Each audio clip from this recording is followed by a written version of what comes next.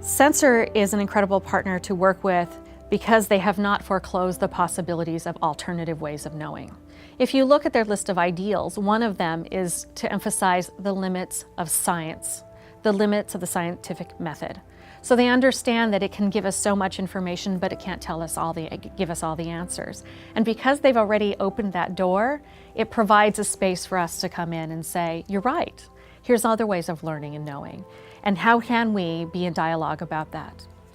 My interactions with the SENCER leadership, as well as, again, key researchers and coordinators who are doing SENCER in their home institutions, are open to that. They haven't foreclosed those possibilities. So Hawaii and SENCER are a good partner right now because we're open to the kinds of possibilities that they bring to the table, and they're open to our Indigenous understandings and worldview. I think Hawaii is posed to be the model SENCER state because of the work that folks are already doing, connecting research with communities and communities and research. So I was primed to be ready for SENCER in large part because of a research project that I had been involved with. Well, I'm still involved with the research project, but it was an it was professors, researchers from geology and geophysics, from Hawaii Institute for Marine Biology, myself, working with the community group to figure out what they need. So our research agenda, the research questions we asked, came out of what the community needed to know about their land. This was a wetland restoration project to turn fallow land into active kalo, lo'i kalo, so terraced taro farming. And they needed to know what was going on in their wetland. How is the quality of water? You know, how much oxygen is in there? What are the nitrogen loads look like?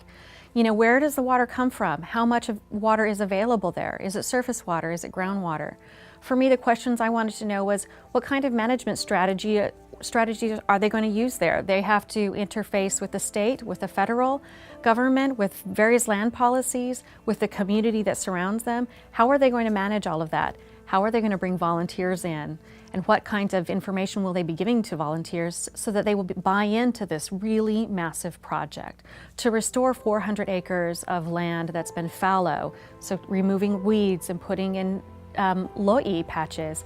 That's a lot of work, and it takes a lot of people to do that work. And we don't have the social structure that we did in the past to provide that labor. So how do we recreate that labor today? So those are the questions I was interested in. So here we are doing social science, STEM, transdisciplinary research in a community context. We were bringing students in to help with us. We had GAs involved in it. Undergraduates worked for me on my project as well.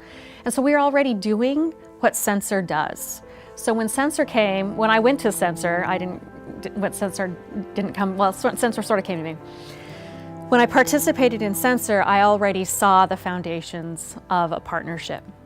Community engaged research, thinking about how to incorporate what we're learning into our classrooms and getting our students involved in community research that's relevant to the very pressing questions that are facing all of us on a daily basis. Food, water, climate. These are the things that we all care about.